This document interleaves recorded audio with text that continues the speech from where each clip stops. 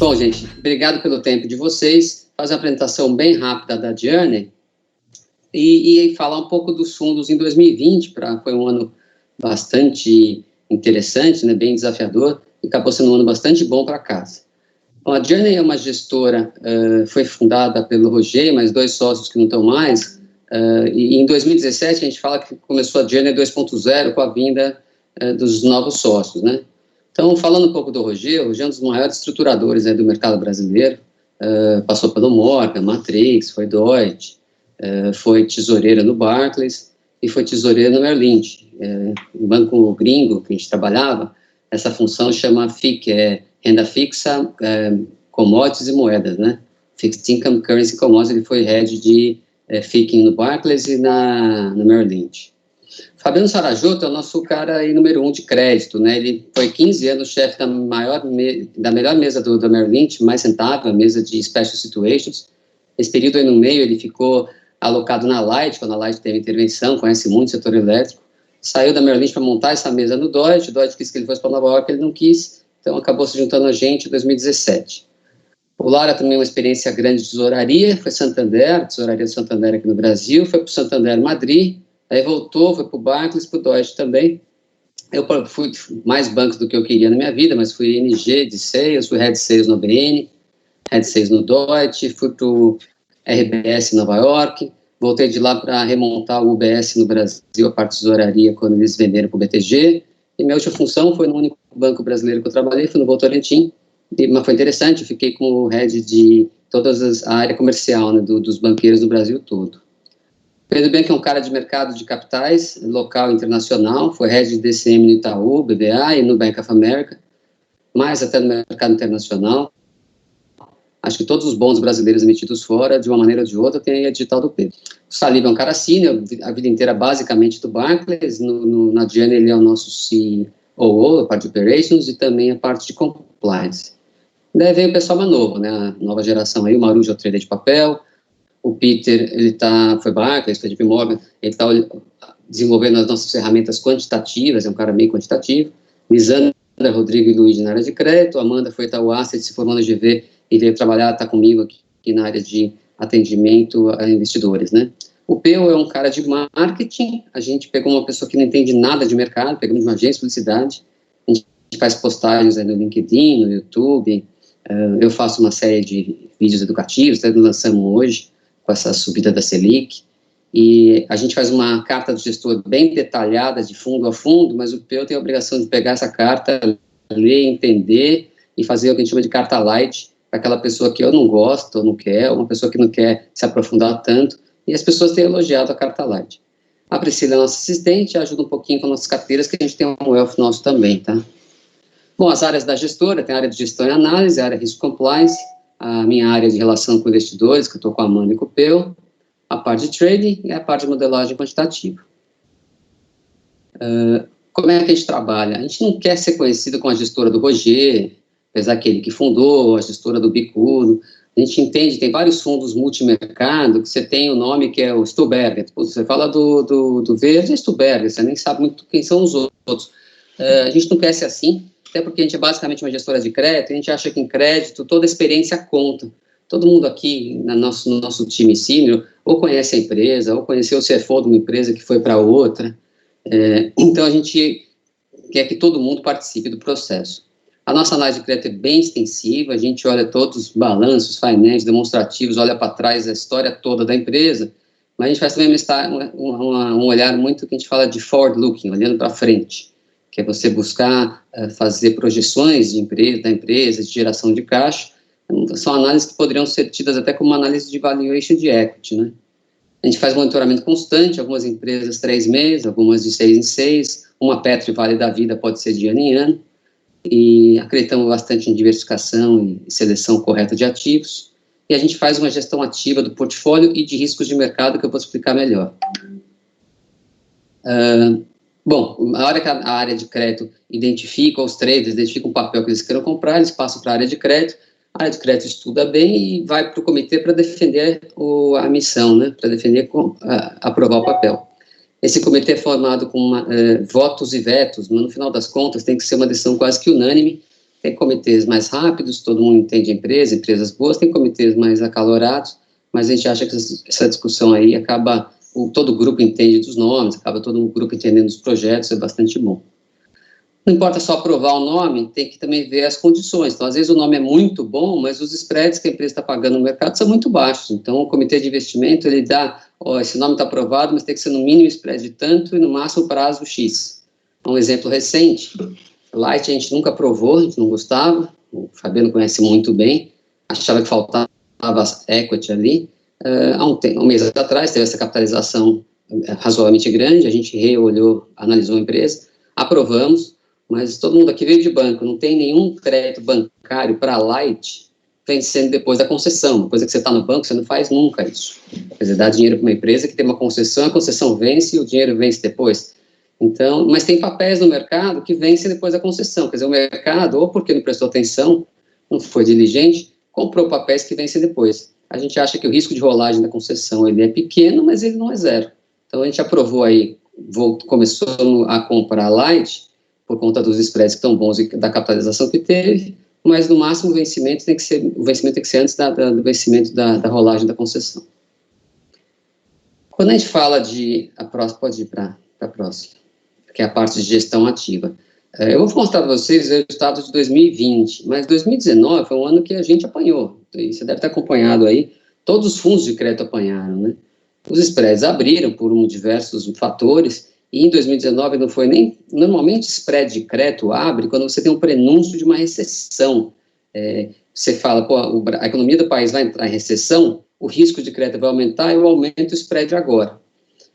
Ou porque você tem uma oferta grande de papel, que foi o que teve em 2019. Você teve uma venda de papéis por conta dos investidores migrando para a Bolsa, e você teve muita emissão de papel novo pelas empresas, tudo no mesmo momento, e foi ruim. Daí os spreads abriram, os fundos renderam para trás, rendendo para trás, o investidor não entende muito esse processo, acaba resgatando, quando ele tiver comprar mais, ele resgata, o fundo tem que vender mais.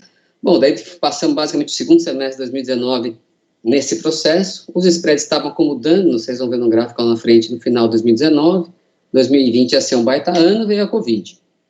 Mas no ano passado, a gente pensou, o que a gente aprendeu com essa crise, e a gente tem tanta experiência de tesouraria, o que a gente tem que fazer, porque esse é um mercado que não dá para a gente ficar apanhando assim, né? A gente resolveu mudar todos os fundos da casa para gestão ativa. Então, nesse gráfico aqui, a gente junta as duas grandes capacidades da casa, que é gerir o portfólio de debêntures, né? Bons nomes, bons fundamentos, bons spreads, e combinar com o portfólio de derivativos. E eu vou explicar, isso é a foto do fundo nosso de juro real. Essas barras transparentes são as exposições do IMAB5, que é o benchmark desse fundo. Então, o IMAB5 tem um pedacinho ali transparente em maio 21, tem um pedaço maior em agosto 22, maio 23, o maior é agosto 24. Essa barra branca é a nossa exposição em debêntures nesse prazo. Então, se você for olhar o agosto 24, a gente está mais exposto que o IMA, que o benchmark. Nossa exposição está R$ 6.500 de risco por ponto de juros e o IMA está 5.000. Quando a gente coloca os derivativos, a exposição final do fundo fica essa barrinha verde. Então, a gente colou no IMA no 24, ficamos bem próximo. O resumo do fundo está ali à direita, ali embaixo. Ó. O risco do fundo, nesse dia, estava R$ 23.300 por ponto de juros. Tá? Com a adição dos derivativos, ele cai para 14.100 e o IMA B5 naquele dia estava 13.700. Então, ele estava muito próximo do IMA. Apesar de a gente não estar colado no IMA em cada vértice, o risco de taxa de juros do nosso fundo e do IMA nesse dia estava muito próximo. Não quer dizer que no dia seguinte continue assim. É que a gente descobriu, apesar desse mercado ser muito mais líquido hoje do que quando eu estava em banco, do que quando o Pedro Bianchi estava fazendo mercado de capitais, muito mais líquido, com milhares de emissões, ele não tem a liquidez ainda de papel público. Então, a gente percebeu, para você mudar o duration de uma carteira dessa, demora dias, você não faz uma hora para outra. Então, você quer encurtar a duration, a gente está encurtando a duration desse fundo faz 40 dias. Mas você não sai batendo o papel a qualquer preço, você fica esperando, vai vendendo, vai vendendo. Mas como é que você toma essa decisão e muda o risco mais rápido? Com essa adição de derivativos, que a gente chama de gestão ativa. E tem funcionado. Então, Bicudo? Oi? Aí é uma dúvida, né? Você disse que ao longo dessa crise, vocês viram a necessidade de fazer uma gestão ativa. né? É isso. Então, quer dizer que antes vocês não faziam esse movimento com derivativos e passaram a fazer? E a gestão ativa que você está chamando, não que vocês não faziam uma gestão ativa, mas vocês acrescentaram esse ingrediente a mais que são os derivativos, é isso? Muito, muito boa pergunta, tá? Quando a gente começou com os fundos, que eram benchmark CDI, foi o Endurance e o Endurance Plus. Esses fundos, o mercado, erroneamente, eu nem sei se o erro foi das gestoras, se foi dos escritórios, se foi dos clientes, se foi, não sei de onde foi, das plataformas. Esse fundo é redeado. A gente não está usando mais essa palavra redeado. Quando você tem, que a maioria dos fundos era benchmark CDI e tinha alguns benchmark juro real só, tá? Quando você fala do benchmark CDI, vou dar um exemplo numérico, vai ficar fácil para você ver. O papel paga IPCA mais 4. E esse fundo são de debêntures e não existe debênture incentivada em CDI. Então, ele tem que comprar um papel em IPCA e redear o IPCA para CDI. Na hora que ele tem IPCA mais 4, ele vai no contrato de DAP, que é o equivalente a uma NTNB, ou ele faz uma venda descoberta de B, que dá para fazer também, mas vamos supor que a B no dia está 3. Então, ele tem o papel a 4 e a B está 3. Ele travou 100 pontos de spread. Beleza, travou CDI mais 1. No dia seguinte, o mercado vai super bem. Então, o dólar cai, a bolsa sobe, os juros fecha forte. Daí a B, que estava 3, caiu para 2,5. Tá? Só que o papel que estava 4, ele não cai para 3,5, ele caiu para 3,90. Ele cai demoradamente. Porque o spread é a diferença das taxas. Não é que você trade spread no mercado. Então, se o papel é 4, quando você fez o hedge era 3. No dia seguinte, o mercado deu um rally, a B saiu de 3 para 2,5. Fechou 50 pontos. O papel vai lá e fecha 10 pontos. Ele vai fechar 50? Pode ser que sim, mas demora mais. Pode ser que não feche. Daí a cota sua ia para trás. O cliente liga para você e fala assim, opa, pera um pouco, o dólar caiu, a bolsa subiu, os juros fecharam, tudo andou, o fundo de vocês é para trás, pô, vocês são ruins, hein? Porque o spread de crédito é uma resultante, você não compra spread no mercado, você trava spread. Você compra um papel a 4 e trava a 3. Naquele dia foi 100. Se o papel cair para 3,5 e a B ficar no 3, você ganhou, porque o spread fechou. E daí a gente chegou à seguinte conclusão, que ficar 100% redeado em todos os papéis era um mau negócio, inclusive para o cliente. Então, a gente não fala mais esse termo redeado, a gente só fala que o fundo tem benchmark CDI. Hoje, com essa CDI baixa, não só hoje, nos últimos 6 meses, 8 meses, você ficar totalmente redeado é um desserviço para o cliente, porque acontece isso, na hora que melhora, o teu cliente não recebe, na hora que piora, perde mais. Então, a gente, nesses fundos, tem benchmark CDI, tem ficado 20, 30, 50, pode ficar 70, pode ficar 100. Nós medimos volatilidade. A gente quer que o fundo, nos 30 dias, tenha uma volatilidade de X, o Plus, que é 60, vai ter uma volatilidade maior, e o juro real é mais volátil. Tá? Mas a gente fala agora de benchmark. A gente fazia a gestão ativa, mas não no sentido que a gente começou a fazer em 2020, que é você poder alongar a carteira. A gente fazia mais trading com papel. Isso é mais complicado. Alongar a carteira, se antecipar nesse alongamento com derivativos, depois você vai alongando com papel, ou encurtar a carteira com derivativos, depois vai encurtando com papel, a gente começou a fazer o ano passado. Gera um pouco até mais de volatilidade, mas a gente achou que o resultado foi bastante bom. Bom, Bicudo, eu não sei se eu já estou adiantando aí a sua apresentação, mas aí a diferença entre os fundos, né, que você falou, tem um fundo que eu quero mais volatilidade, outro com menos volatilidade. Então, a diferença entre eles é o que você busca menos volatilidade, você tem mais hedge, tem mais derivativos dentro. Eu tenho mais hedge, normalmente eu tenho menos duration. Quando você fala de volatilidade, eu vou passar um pouco mais para frente isso. Você tem que ver quais os fatores que geram volatilidade no fundo. O duration gera volatilidade, a curva de juro real, você está mais exposto à curva longa ou à curta, quer dizer, o duration gera volatilidade, o spread de crédito gera volatilidade. Tá? Então, você tem vários fatores que podem gerar, mas eu consigo falar isso um pouco mais para frente quando eu falar dos fundos. Tá ok, 2020, vamos aguardar. 2020, não, imagina, olha, pode interromper a hora que vocês quiserem, para mim faz todo sentido responder na hora também, às vezes até melhor. Em 2020 a gente foi muito bem, tá? Então, o CDI 2020, a gente recuperou bem a crise de 2019. O CDI foi 2,77, como todos os fundos da casa são incentivados, a gente tinha até 2 fundos não incentivados, um D1 e um D30, que a gente chegou à conclusão que não faz sentido para um cliente com um CDI, uma Selic tão baixa, buscar um fundo de liquidez diária que tem risco de crédito. A gente chegou à conclusão que a volatilidade do crédito não compensa numa taxa baixa.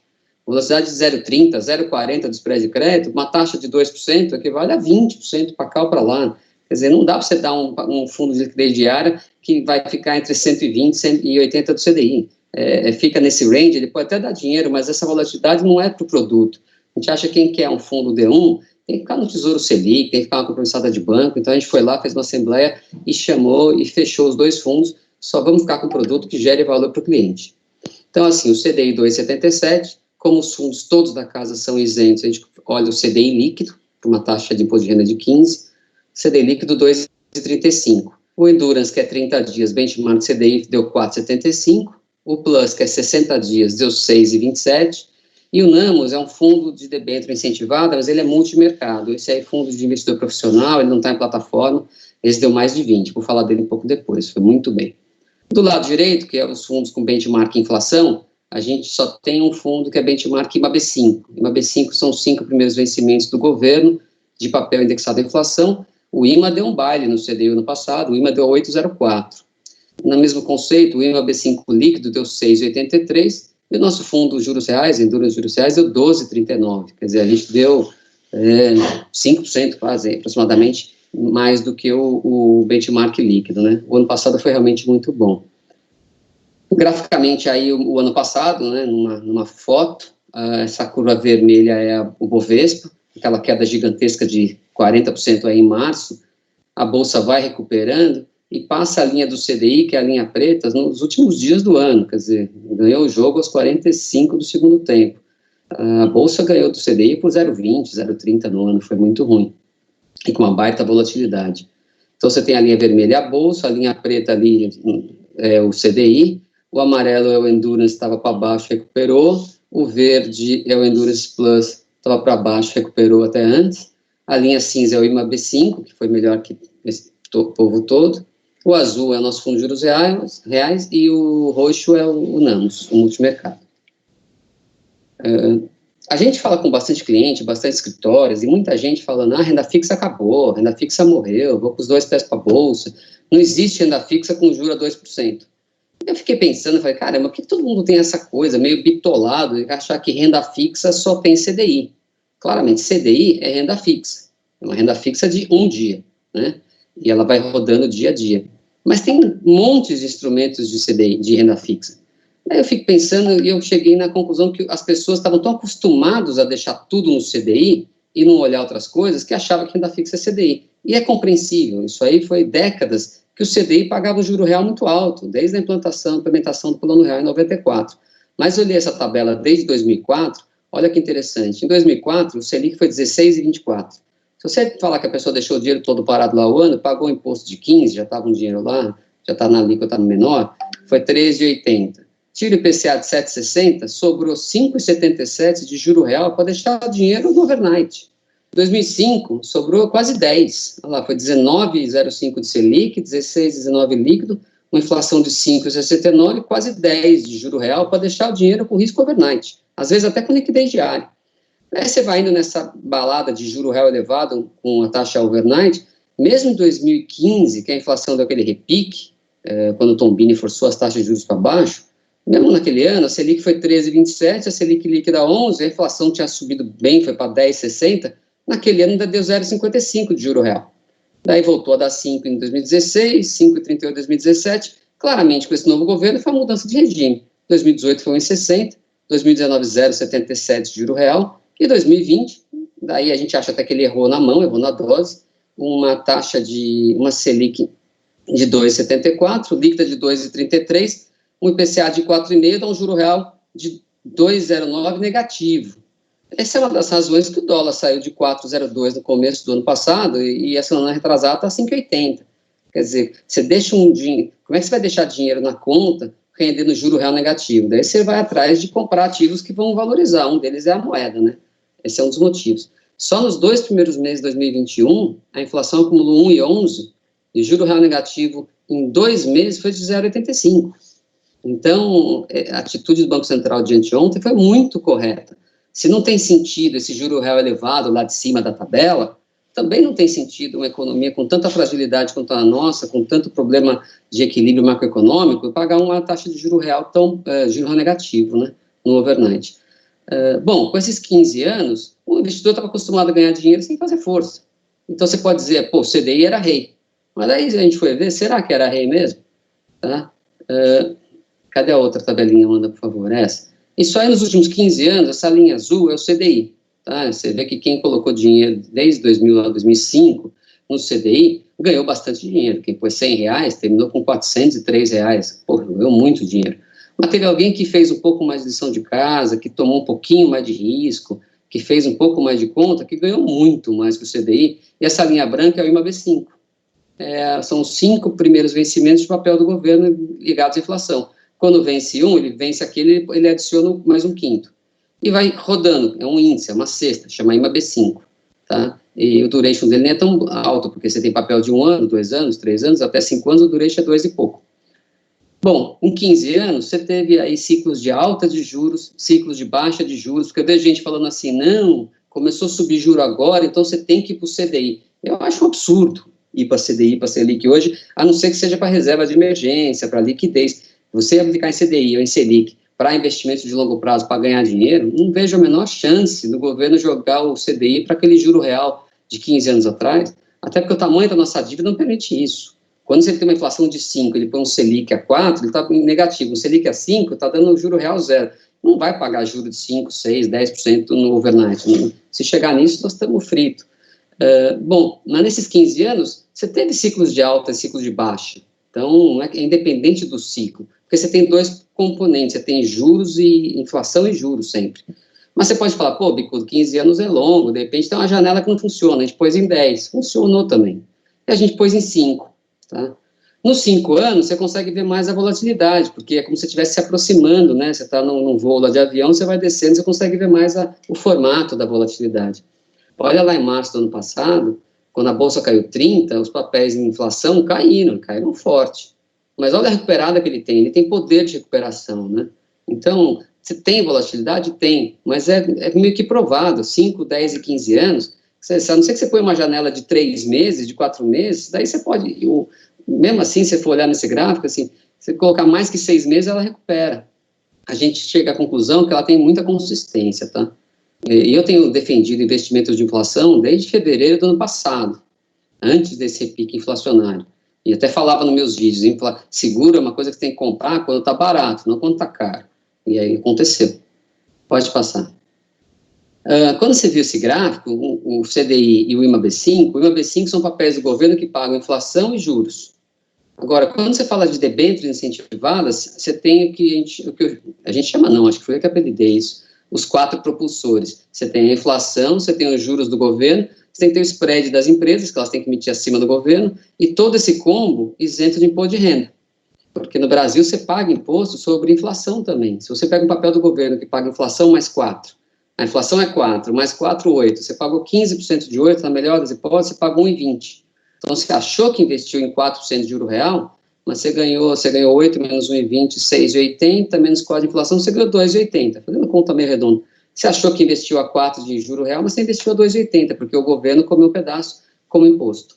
Tá? Então, esses 4 propulsores, se aquele gráfico era campeão em 5, 10 e 15 anos com 2 propulsores, matematicamente, esse aí é melhor. É que a gente não tem gráfico de 15 anos de uma cesta de debêntures organizadinho como é o IMAB5. Pode passar. Eu falo nos meus vídeos que a renda é fixa e o preço não. E põe esse gráfico sempre. Esse tombo aí aconteceu agora. Mas as pessoas falam, poxa, que empresa é essa? Essa empresa deve ser mega arriscada. Olha que volátil que está esse papel. Esse é o papel da República da Áustria, que emitiu em 2017 um papel de 100 anos. A Áustria é AA+. Ela era AAA um tempo atrás e caiu para AA+, mas é mega investment grade, um país muito rico. Você vê que eles emitiram um papel de 100 anos, estava lá quietinho 100 mil, cada 102, 103. Quando o juro no mundo começou a cair, ele é um papel de 100 anos, ele foi buscar 240. Daí veio lá a Covid, ele caiu para 160. Daí todo mundo baixou o juro e fez aqueles quantitative easing na Europa, nos Estados Unidos, ele foi buscar lá 230 e tanto. E a Treasury americana deu um soluço esse começo de ano, já caiu para 170. Olha que o problema não é risco de crédito, o emissor é muito bom, o problema é que é um papel de 100 anos. Então, quando você fala de renda fixa, e para terminar esse capítulo aqui, as pessoas acham que a renda fixa acabou porque o Selic caiu, apesar que, ao contrário, a renda fixa no Brasil está apenas começando. Renda fixa, você fala de duration, você fala de juros nominais, você fala de juros reais, você fala de inclinação de curva, você fala de movimentações paralelas de curva, você fala de slide na curva, você tem tanta coisa para você falar e ganhar dinheiro, ou até perder, né, com a renda fixa, que além do CDI. Então, a gente acha que a renda fixa está só começando. O que falta mais é o entendimento do investidor dessa frase: a renda é fixa, os papéis são de renda fixa. O preço não, a marcação ao mercado gera volatilidade. Passa, por favor, Amanda. Essas aí são as curvas de Brasil, as curvas de Brasil até antes do Copom, que está ali, não, já está em 2,5, 2,75, já foi depois do Copom. Mas essa curva verde é a curva de agora, ela estava no 2, já foi para o 2,75. A curva marrom é como estava ano passado, tá? Pode ver que com 6 meses, a curva de hoje já está pagando juros mais caros que ano passado, deu uma virada, né? Então, até um amigo meu falou assim, mercado financeiro é louco para aumentar juro, tem que aumentar juro, toda hora a economia está no chinelo. Eu falei, olha, para o governo e para empresas que estão tomando dinheiro longo, já estão pagando mais caro hoje com a Selic de 2 do que pagavam ano passado. Porque não importa só a Selic, tem que ver o formato da curva como um todo. É muito melhor uma curva como a do México, o México hoje está com 4 no overnight, mas a ponta longa é uns 150 bases mais barata que a nossa, do que você forçar uma Selic baixa e deixar a curva estipar desse jeito, estipar e ficar tão inclinada, né? A gente acha que ele acertou, a gente ficou bem feliz que ele surpreendeu o mercado, quanto mais rápido ele fizer esse ajuste, melhor e mais barato, e de repente ele consegue fazer o ajuste esse ano, não tem que continuar ajuste de juros o ano que vem, né? A gente acha realmente que eles erraram a mão e teve fatos novos, né? Se você for olhar começo desse ano, quando o Senado americano foi decidido como democrata, teve aquelas 2 cadeiras finais ali para disputa, quando virou democrata o Senado, democrata o Congresso, democrata o presidente, a Treasury americana começou a abrir. A gente viu o soluço de Treasury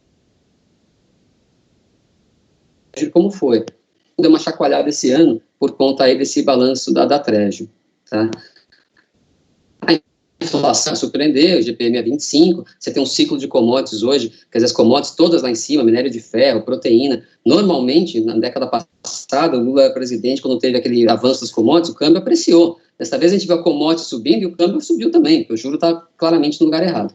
Então, a gente gostou da atuação dele, vamos ver se ele consegue aí segurar e ter credibilidade no mercado para fazer essas curvas fecharem. Bom, passando mais um slide. Amanda, por favor. Aí é a curva de juros reais entre Brasil e Estados Unidos, tá?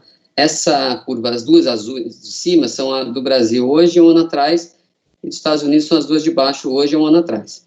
Essa curva verde é a curva agora dos Estados Unidos. Olha para 10 anos, eles tomam dinheiro lá, a inflação -0,5.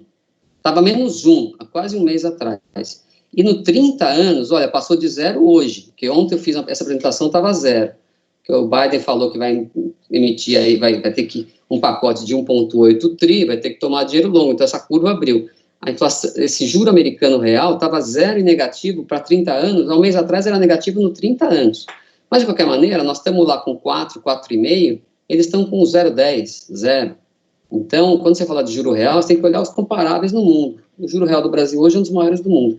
E mais importante do que o nível, eu brinco que mais importante é esse slide. Se você olhar, para que você vai pegar um papel de 20 anos, a uma taxa de 4, para correr esse baita risco de prazo, se você pode pegar um papel aqui de 5 anos, espera 2 e ganha todo esse fechamento de curva, porque a curva aqui que está inclinada, tá vendo? A gente chama isso de slide. Então, dependendo da forma da curva, tem pontos na curva que são pontos bons de você comprar papel e pontos bons de você vender, onde você maximiza esse slide de curva. Isso foi o que a gente fez no ano passado, isso porque o nosso fundo deu tão mais que o IMA, que a gente escolhe pontos um pouquinho diferente do IMA. Então, se você for olhar aqui, esse ponto aqui dos 5 anos para o 2 anos, mais ou menos, você dá uma virada forte da curva que você consegue fazer um ganho de capital bastante bom. Bom, qual que é o próximo? Daí, quando eu falei aqueles propulsores, eu falei da inflação, que o papel paga a inflação, que é um propulsor. A inflação está alta hoje. Tá? Só a inflação de fevereiro foi 0,86, quer dizer, você precisa de 5 meses de Selic para pagar a inflação de um mês. Tá? Então, Então, a inflação está alta, os juros do governo estão altos por conta das questões fiscais do governo, as reformas que nunca saem, e o terceiro propulsor é o spread das empresas. Em 2019, você vê, o spread estava lá embaixo, e foi ali que os fundos começaram a ter, as pessoas foram migrando para a renda variável, forçando o spread para cima, gerou uma onda de saques, então demorou um semestre, basicamente no segundo semestre de 2019, a gente ficou operando resgate nos fundos, o resgate pagando. Só que a diferença da renda fixa e variável, isso é uma coisa bacana de mostrar para o cliente, é que quando chega, tem alguns papéis, eu vi passar papel da Vale, a equivalente a CDI mais 1,2. Eu trabalhei em banco grande, nenhum banco consegue emprestar para a Vale a CDI mais 1,2. Então, o que ele faz? Ele vai no mercado e compra. A diferença da renda variável, você tem uma ação a 10, ela foi a 12, você ficou feliz que estava ganhando, mas você não vendeu. Ela caiu para 5, não tem nada que garanta para você que ela volta para os 10, para os 12. Na renda fixa tem, o papel vence. Então, quando o juro começa a abrir, quer dizer, o preço começa a cair, mas o juro dele, da letra vencimento abre, chega uma hora os bancos aparecem. A gente viu o papel do Petrobras a 1,5 de spread, Vale a 1,20, daí os bancos falaram, quer saber, nesse nível tomo eu vou usar minha linha de crédito que eu tenho, em vez de emprestar para a empresa, eu compro no mercado. A gente viu em 2019, no final, os spreads fechando, estabilizando, 2020 ia ser um baita ano, o Brasil vai crescer bem, juro baixo, esse ano vai ser o ano do Brasil, veio a pandemia, os spreads abriram de novo, mas são empresas de primeira linha, o Banco Central do mundo inteiro dando a liquidez, o pessoal viu que não ia ter problema de liquidez, os spreads começaram a fechar, mas ainda estão acima do que no início da pandemia. Então, o propulsor inflação está alto, o juros do governo está alto, o spread das empresas ainda está alto, já teve maior, mas ainda está alto, e a vantagem tributária é pelo combo. Então, aparentemente, é uma boa hora de entrar em papel incentivado, tá?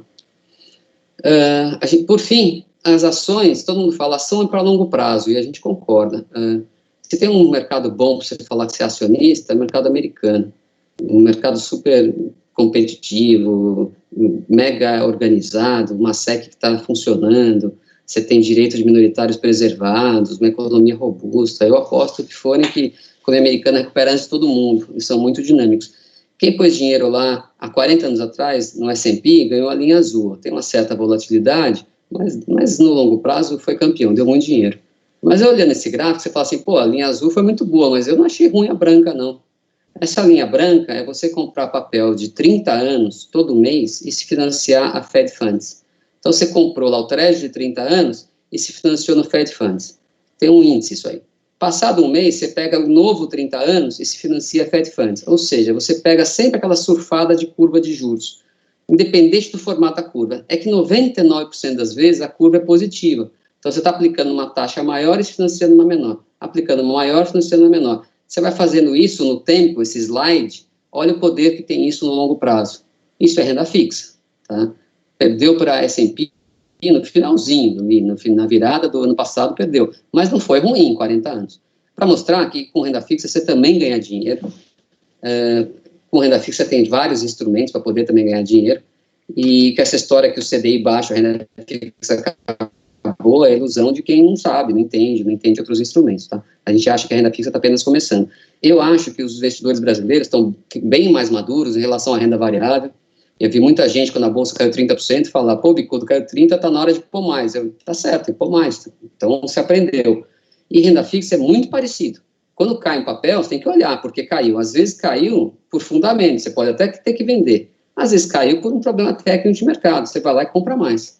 Tá? Igualzinho na bolsa. Às vezes a ação caiu, sempre que caiu você compra. Caiu porque teve um escândalo, é para você vender tudo, vai cair mais. Mas às vezes caiu errado, você vai e compra mais. Bom, falando rapidamente dos fundos, apesar que a gente já falou um pouco, mas os fundos aí tem o Endurance, que é benchmark CDI 30 dias, só tem taxa de administração. Nós temos o Endurance Plus, que é um fundo benchmark CDI, esse tem performance e administração, ele é 60 dias. Esse fundo de 60 dias para nós foi uma surpresa, porque a gente fala de surpresa, não, a gente falou até para a XP, quando a gente queria prazo maior de resgate, a gente acha que o prazo protege o investidor. E a rentabilidade dele mostrou isso. No ano passado, dos benchmark CDI, o Plus é melhor de longe, porque ele é 60 dias, daí você tem um monte de fundos 30 dias, e o Endurance às vezes estava no meio, acima, abaixo, tinha um bolo lá, e tinha um fundo que era de uma semana, esse foi destruído, dizimado na crise, que o cara pede o resgate hoje para ter a liquidez sexta que vem, o gestor é obrigado a vender papel a qualquer preço, esse foi destruído. Então, o prazo acabou ajudando o Plus. Além disso, o Plus tem na regulamentação dele, ele pode alocar um pouco mais em empresas fechadas. Quando eu falo empresas fechadas, você pode ter a impressão que são empresas mais arriscadas, o que não é verdade. Às vezes é um baita projeto que o dono é a Vale, que o dono é a Alupar. Então, você tem projetos que você tem a garantia do projeto mais do acionista, mas eles acabam pagando um pouco mais, tá? Então, ele tem um pouco mais de gordura nos papéis, tem esse prazo de resgate maior e acabou tendo performance bem maior. Daí, nós temos o fundo Endurance para terminar a família Endurance Juros Reais, que é esse que briga com o IMA B5, né? O benchmark IMA B5, ele tem administração e performance, ele é 45 dias. Tem o fundo NAMOS, que é o nosso multimercado incentivado para investidor profissional, que foi muito bem. A gente estava estudando fazer um fundo desse para a plataforma, porque o conceito dele é muito bom. Quando você fala de uma Selic de 2 e o fundo multimercado do teu cliente cobra 2,20, na verdade ele rende 0. Você pôs o dinheiro lá, ele vai comprar um papel que rende 2, mas ele cobra 2 de administração, ele rende 0. Então ele está sempre forçado a buscar risco. Ele tem esse incentivo. Se ele não tiver no risco, ele rende 0. Esse nosso fundo, ele é de papéis, são papéis crédito bem curto, Petrobras, tem bastante crédito curto, mas os spreads de crédito desse fundo pagaram no passado 60%, 70% da taxa de administração, que no caso é 1, então pagaram aí 0,6, 0,7. O que deixou o gestor mais tranquilo para não estar no risco toda hora. A gente ficou no risco coisa de 20% do tempo. Então, quando ele vê uma tendência mais clara, que nem o negócio do dólar, o Banco Central foi lá e aumentou o juros 0,75, você viu, o dólar está caindo, entrou numa tendência de queda. Ele vai nessas horas, aproveita, entra, pega a tendência e sai. Então, ano passado ganhamos dinheiro com juros, com câmbio, com Bovespa, com S&P, e daí esse fundo deu mais de 20% líquido de imposto, líquido de performance, líquido de tudo no ano, foi muito bem. Tá? E o último fundo da casa, um motivo aí de orgulho para a gente em 2000, Rodovias Tietê, não sei se você tem clientes que têm essa rodovia. A gente, em 2019, foi contratado aí por uma grande plataforma para fazer um estudo dessa rodovia. O Fabiano se debruçou na rodovia. O preço dessa, no mercado secundário, a maioria dos investidores estava marcando na curva.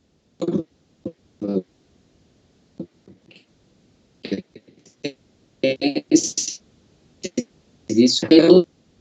Vamos ver o que é. O Fabiano olhou, falou, olha, essa empresa vai explodir. Elas previu um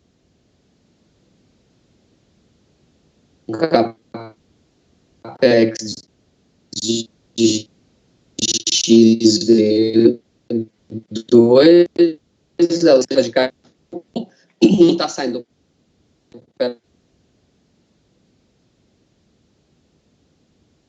racional dela, vai explodir.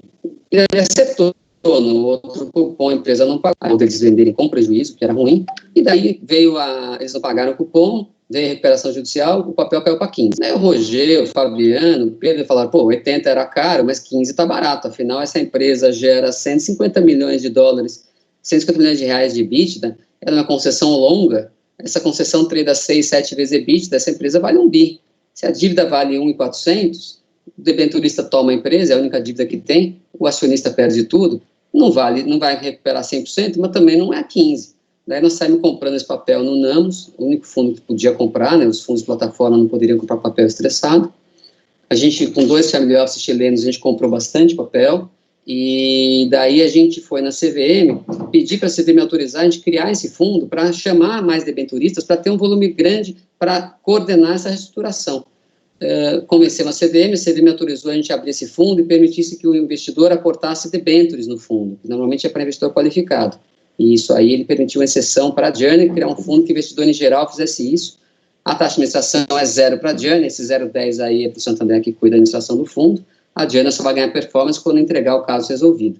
A gente fez parceria com a Vitro, porque a Vitro tem um sistema de onboarding de clientes, uma parte eletrônica que a gente não tem, mas toda a parte de negociação com o poder, a Quartesp, com os acionistas atuais, com eventuais novos credores que queiram financiar a empresa, com os advogados, todas essas manobras na recuperação judicial, tudo é coordenado pelo pessoal da Journey.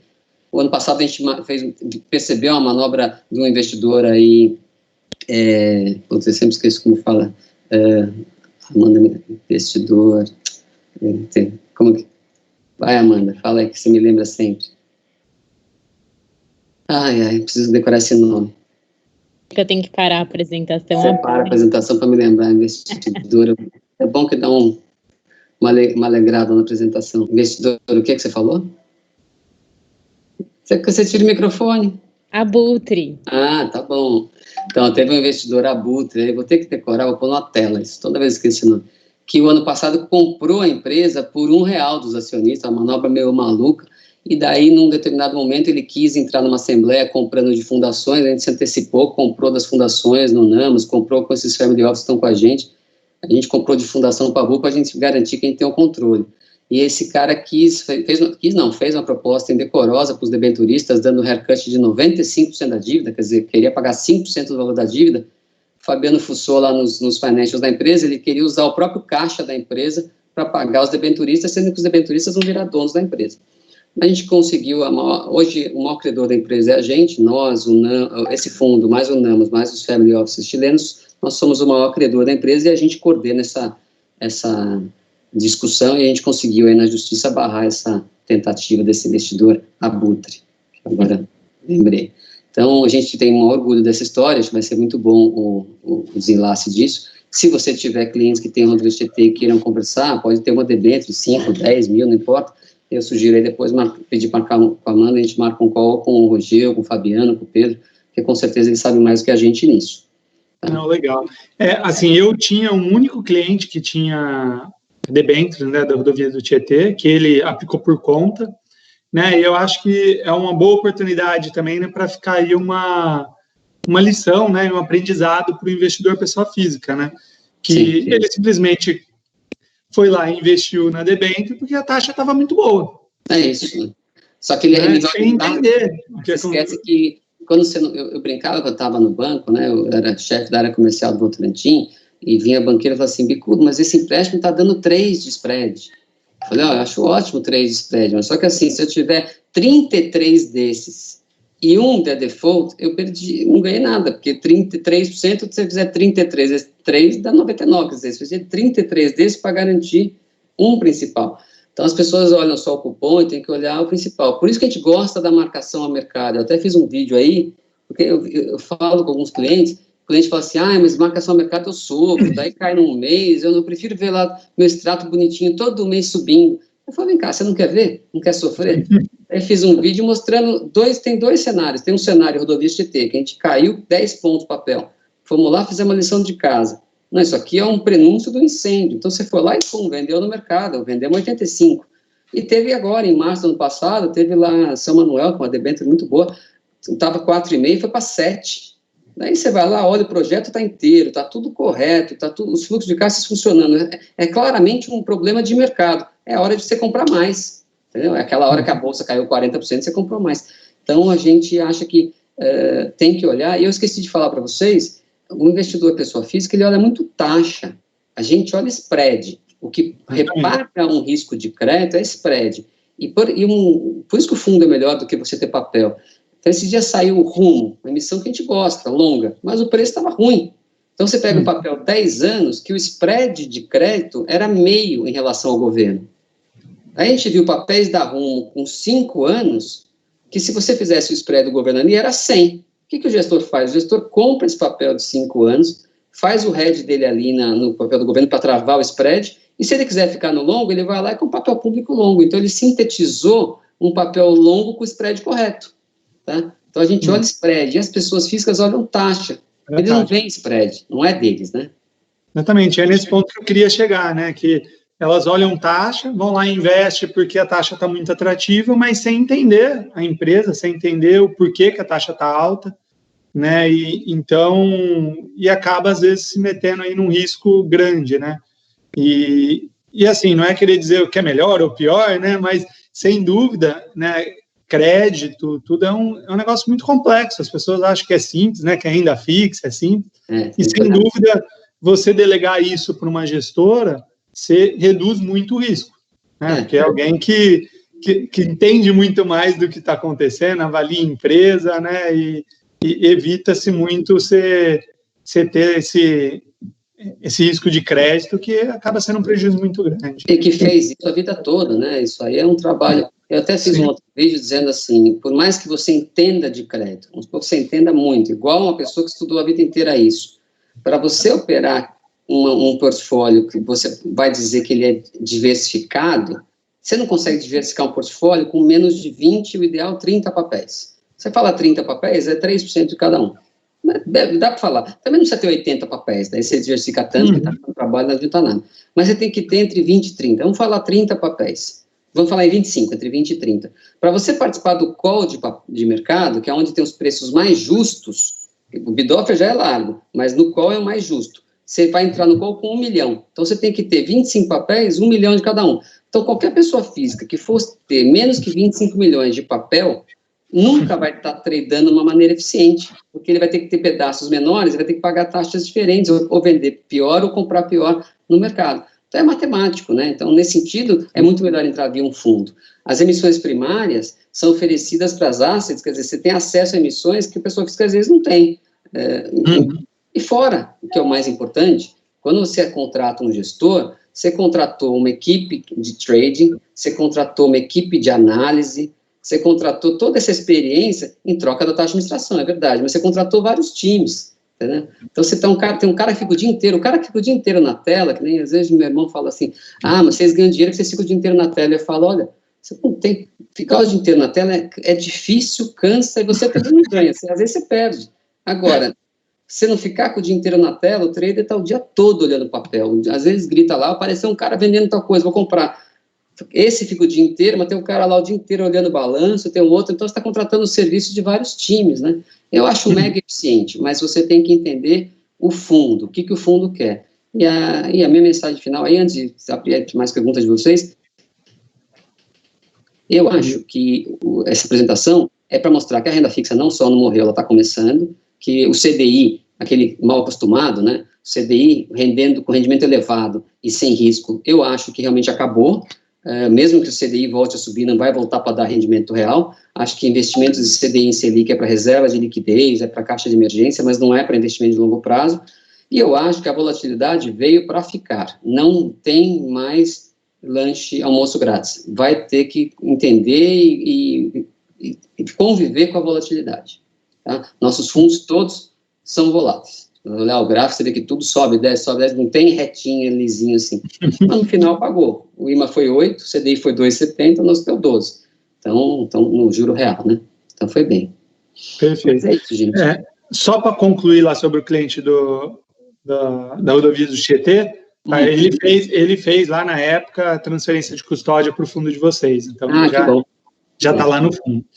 E, bom, aí voltando, né, sobre os fundos, né, os fundos ali de debêntures, né, os que estão abertos,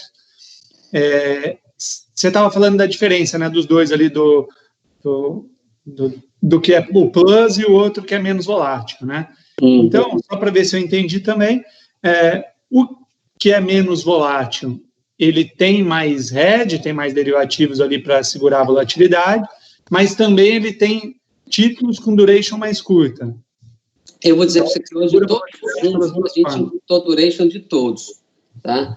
A gente está com duration menor nos 3 fundos de debêntures, principalmente porque a gente está vendo o que eu te falei, que os papéis longos estão saindo, tem 2 tipos de papel longo com spread muito baixo, então a gente acha que isso é pedir para apanhar daqui a um tempo. Então, a gente só está entrando em papel longo quando o spread for gordo. A gente comprou esse dia CETEP, é mais de 100 pontos, é um papel que vai tradar 40, 50, nós compramos com 100 num block trade aí de um banco, foi bom, mas tem papéis de emissão primária a 50 pontos, a 40 pontos, papéis longos. A gente viu em 2019 isso, em 2019 a gente viu Petrobras longa tradando NTNB menos 40. Na hora que abre, vai a menos 30, menos 20, mas quando abriu foi para 150. Então, o mercado, você tem que ter spread para poder pagar esse risco. A gente encurtou o duration de tudo. Quando eu falo de menos volatilidade, é que normalmente os papéis totalmente IPCA, que é sem hedge nenhum, sem proteção para CDI, ele é mais volátil, tá? Então, o fundo juro real é mais volátil que o Plus, que é mais volátil que o Endurance normal. Seja porque o duration é menor, mas os 3 hoje estão, seja porque tem mais hedge no Endurance do que tem no Plus, do que tem nos juros reais. Agora, eu acho que com CDI a 2, 2,75, você colocar 100% de hedge num fundo é destruir valor para o cliente. Desculpa falar, eu acho um pecado. Quer dizer, você tem acesso a um IPCA mais X. Esse IPCA, só no mês foi 0,80, o outro você está 2,75 no ano. Então, acho que está totalmente redeado hoje. Se eu sou investidor e estou num fundo que o benchmark é CDI, e ele fala que está 100% redeado, acho que ele está fazendo um serviço para mim. Mas a gente avisa, não é obrigado a estar 100%, a gente avisa que vai ter vol, e a gente avisa que o benchmark é CDI, e que a gente quer bater o CDI. Bom. Legal. E outra dúvida, né? Um fundo, né? Desculpa o nome dele, Dominus. Ou não? Não. Ele é um fundo que não está na XP, mas só fiquei curioso, né? Não sei até se puder voltar o gráfico dele, só para ver se eu entendi o negócio. Vou compartilhar aqui de novo. Se eu não me engano,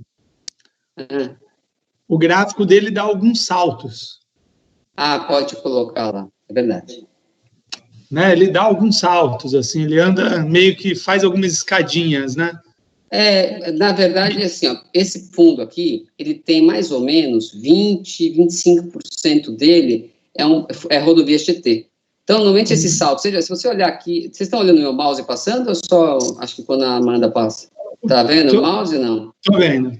Eu tô tirando aqui, ó. Pode ver que ele estava numa reta aqui e continuou. Esse dente para baixo, depois esse dente para cima, provavelmente é uma remarcação de rodovias Tietê e uma remarcação para cima, mas no ano como um todo, a gente ganhou pouco dinheiro com rodovias Tietê nele, não foi muito.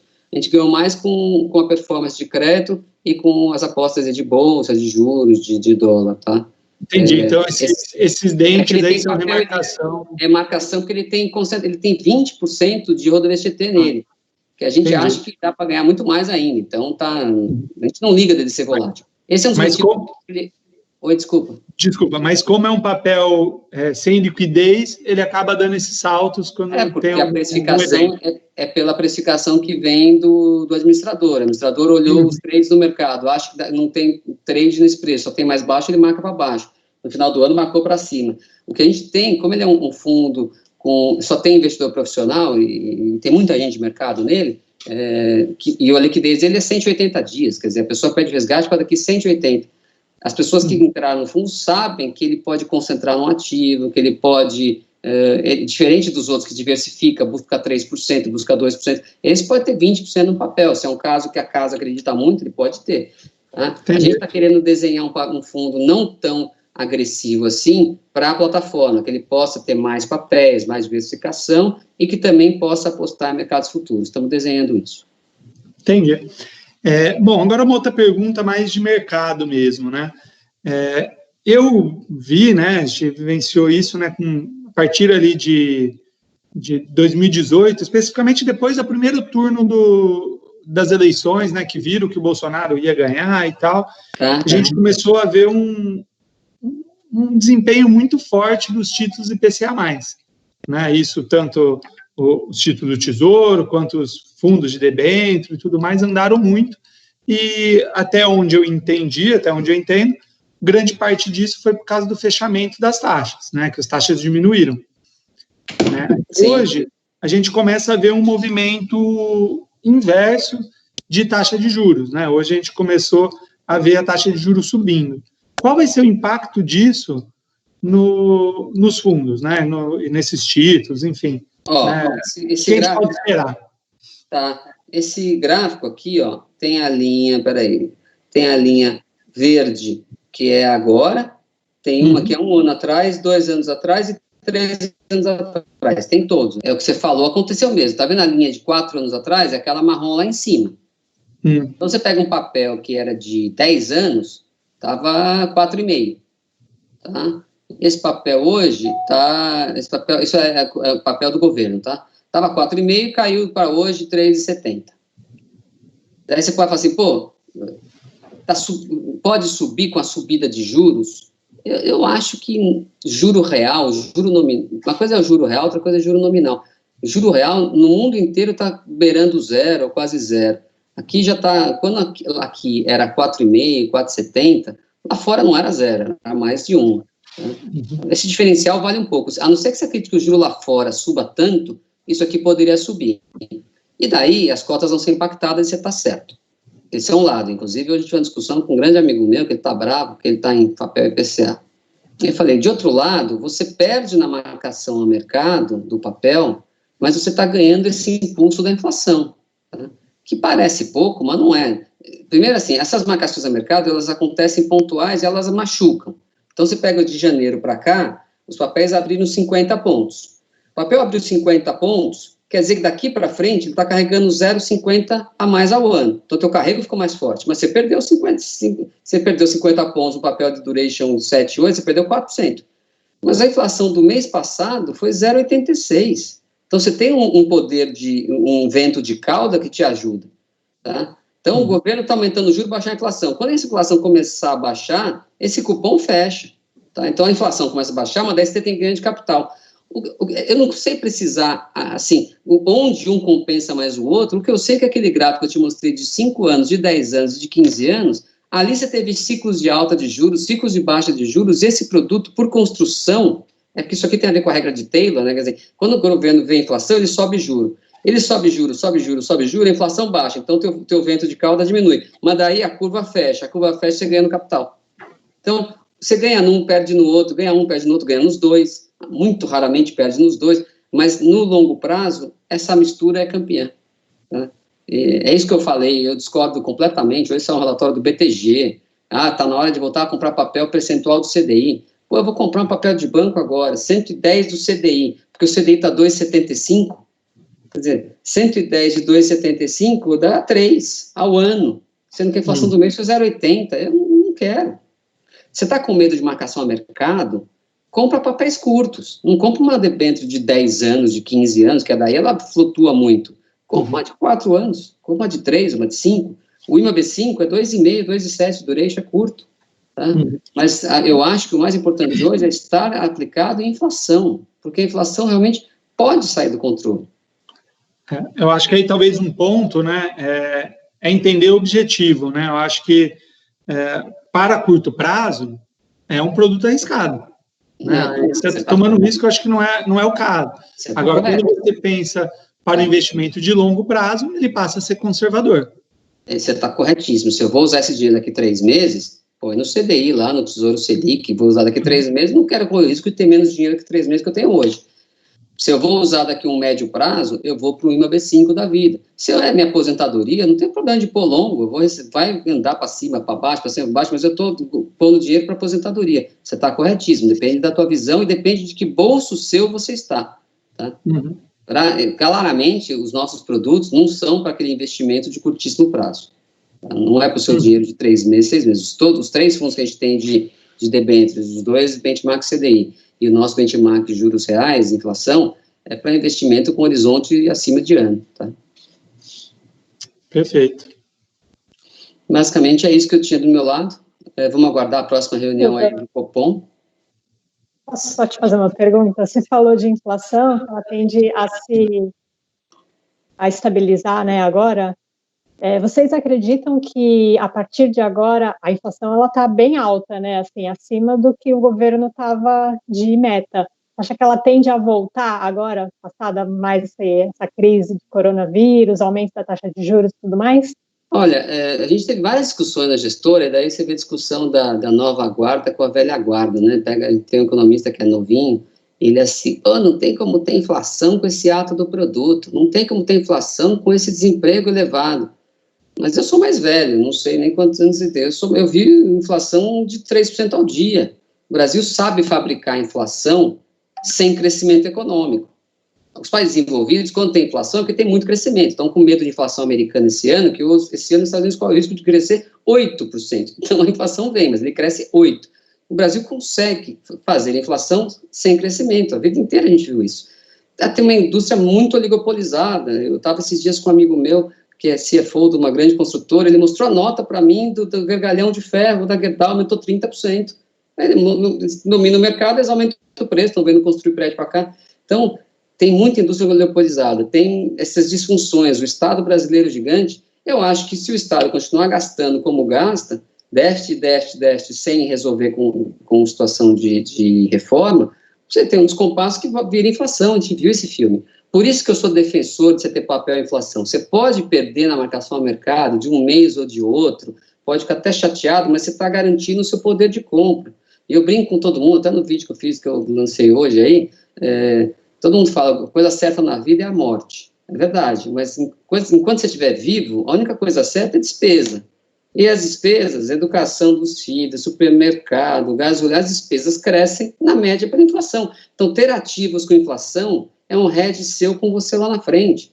Então, assim, para mim é muito claro que as pessoas têm que ter no portfólio ativos com inflação. Se não fosse assim, as fundações todas no mundo inteiro, elas só compram ativos com inflação e ativos longos, porque elas têm que garantir que lá na frente vão pagar a aposentadoria das pessoas no valor das coisas da época, né? Eu, falando de inflação, eu acho que o Banco Central agiu bem, ele estava correndo atrás da curva, o mercado precificava essa semana a maior parte 50 pontos, uma parte pequenininha, 75, a média estava dando 60. Ele foi para o pequenininho, foi bom. Já avisou que vai ter uma outra igual. A nossa visão da casa é que ele pode acelerar, ele deveria acelerar na próxima para 100. Quanto mais ele acelerar esse processo de corrigir a Selic, mais barato fica a conta no final, e daí ele consegue controlar. Se ele demorar demais para subir, depois ele vai ter que subir mais para controlar. Ele já sabe disso, e o Brasil não é brincadeira, controlar a inflação. Então, a gente gostou da atitude dele, acho que se ele viesse com os leilões de linha, de spot, ajudaria para jogar o câmbio mais para baixo, nosso câmbio está claramente fora de preço, e ajudaria também a controlar a inflação, tá?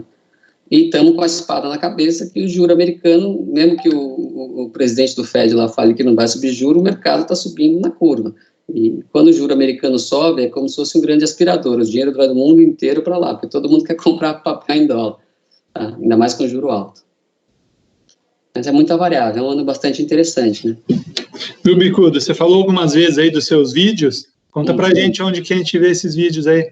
Vou falar para a Amanda te mandar, a gente tem feito, eu faço propaganda porque dá um trabalho, eu adoro fazer, tá? Eu gosto de fazer no sentido de que a gente quer compartilhar conhecimento com as pessoas, sempre, e acho que isso é bom. Eu vejo que as pessoas não têm esse entendimento, e às vezes são pessoas, não é esclarecida. Um amigo meu esses dias que falou que banco só pensa em subir juros, eu falei, subir juros é bom para as empresas. Como assim? Daí eu mostrei a curva de juros, que a curva longa estava mais alta que ano passado. Falei, as empresas estão pagando mais caro, o governo está pagando mais caro. Mas quando eu falei com ele, eu falei, a ponta curta está demais, a ponta longa está mais para cima. Ele falou, fala português, ponta curta, ponta longa. Daí eu mandei esse gráfico para ele por WhatsApp, e ele falou, poxa, entendi. Então eu acho que é uma coisa nossa, e vocês participam muito, porque vocês têm os clientes, de informar, para o cliente saber o risco que ele está correndo, e mais do que isso, para o cliente escolher que risco ele quer correr. Porque assim, quando a bolsa cai 30%, eu quero bolsa, eu quero risco. Quando o papel cai 10%, papel de agenda fixa, eu não entendo, mas eu vou estudar e vejo que o papel é bom, eu quero comprar mais. Então, eu quero mesmo que os clientes entendam e saibam os riscos que querem correr, tá? Mas isso está no YouTube, no canal de vocês? Tá. A Amanda passa para vocês, a gente manda por WhatsApp quando sai o link novo, tem no canal no YouTube. Se vocês tiverem ideias, temas para... Teve um amigo meu do escritório que falou, me faz um vídeo aí de marcação a mercado que eu não aguento mais falar, daí eu fiquei pensando, fiquei pensando depois como é que eu vou colocar de uma maneira didática, daí comparei marcar mercado com medir a febre do filho. Você vai ficar só pôr a mão na testa, quer pôr um termômetro. Aí expliquei, pus gráficos, daí mandei para ele falou, poxa, você não tem noção como o teu vídeo me ajudou. Daí eu fico feliz, é isso. Mas tá no YouTube, no Instagram, depois eu mando para vocês tudo.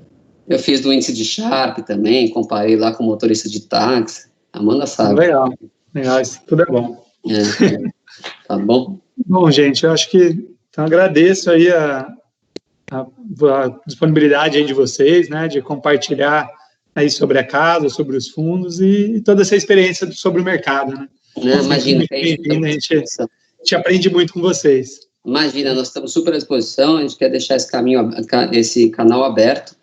Eu fiz já live para alguns escritórios, fui para o Rio de Janeiro, um dia teve uma live grande, já fiz para o Gorila, agora com a internet você faz em qualquer lugar. Eu estou na Bahia hoje, cheguei aqui, vou ficar 15 dias aqui.